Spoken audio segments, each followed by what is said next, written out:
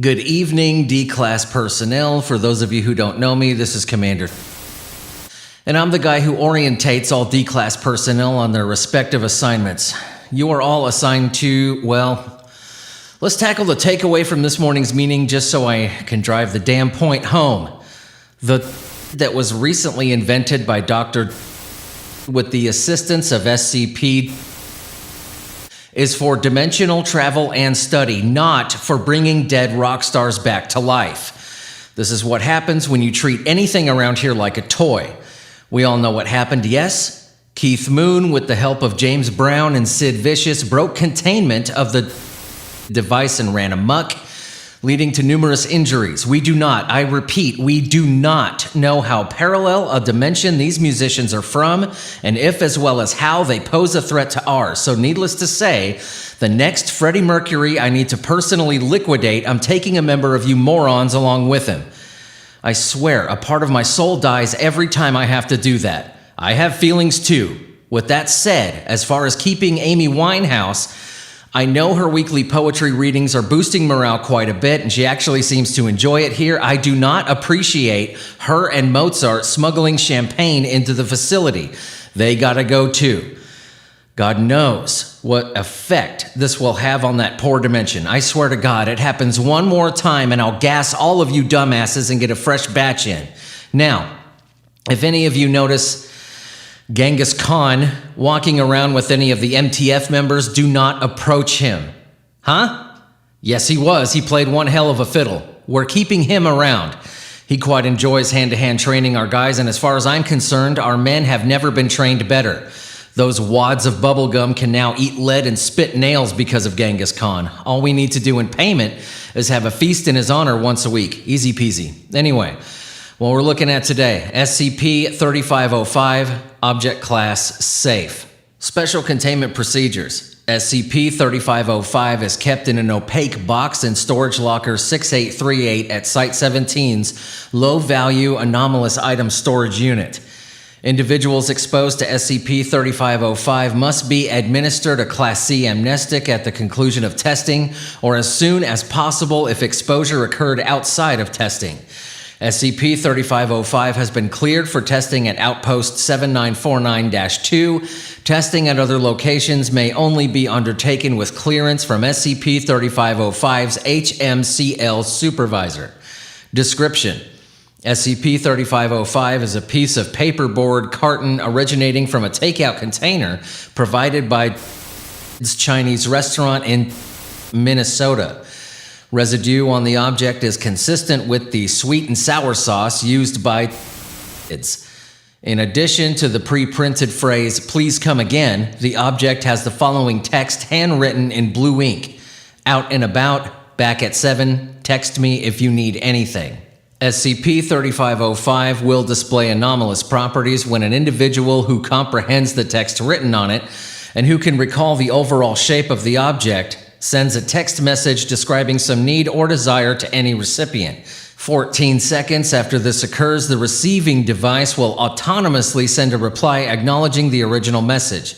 Simultaneously, an instance of SCP-3505-A will manifest 15 kilometers above the Earth's surface and subsequently fall to the ground several minutes later. Instances of -A generally land within 20 meters of the subject who sent the initiating text message and will not injure any humans in the process. -A are takeout containers consistent with those provided by this Chinese restaurant, except a variable size containing an object or objects related to the need or desire expressed in the initiating text message. All carry the same residue found on SCP-3505. While -A are not damaged by the fall or any atmospheric conditions, their contents are generally susceptible to these same forces. Typically, -A will contain heat shielding and shock absorbers as necessary to keep its contents intact until impact, though not necessarily afterwards. The contents of -A are variable, even when the identical messages are sent by the same subject, and do not necessarily strictly correspond to any objects described in the initiating message. SCP-3505 is not a reliable method of acquiring any tested object or material. Recovery. SCP-3505 was discovered after reports of several unusual objects, -A instances, falling from the sky at terminal velocity in Minnesota on 2017-9/28.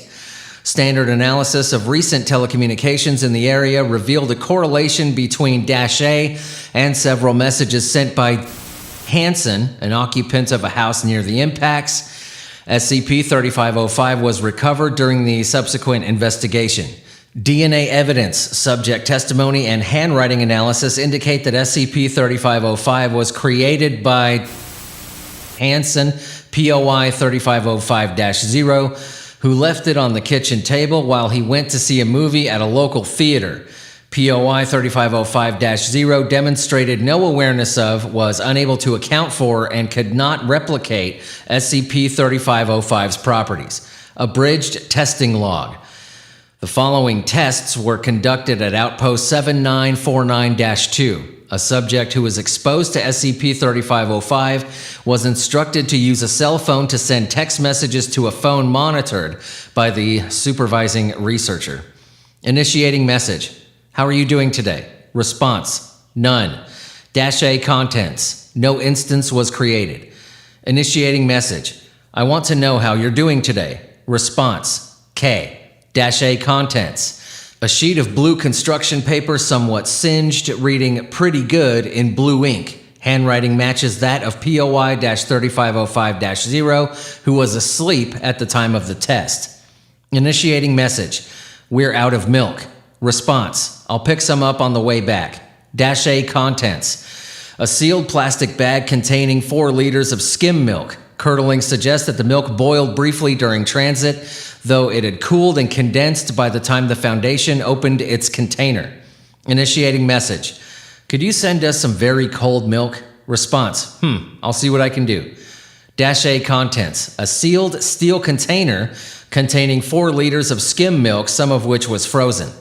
Notably, the -A instance was equipped with extensive heat shielding, whereas the previous one was not. Initiating message.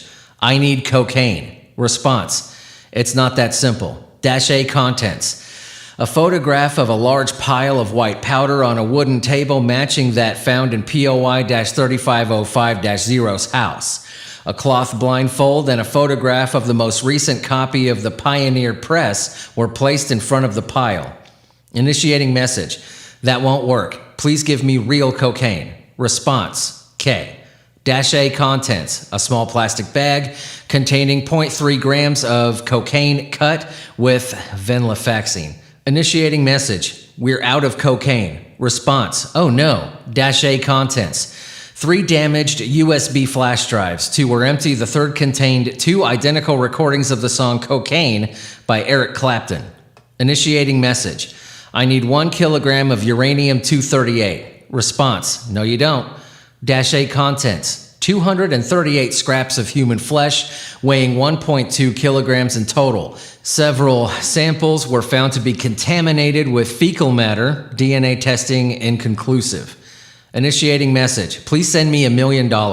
Response. I'm not super liquid right now, but I have the next best thing. -A contents.